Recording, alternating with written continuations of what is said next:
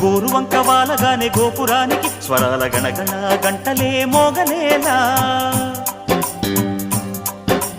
గోపబాలుడొచ్చినాక గోకులానికి పెదాల కిలకిల పువ్వులే పుట్టలేదా బాలకృష్ణుడొచ్చినప్పుడే వయ్యారి నందనాలు నాట్యమాడగా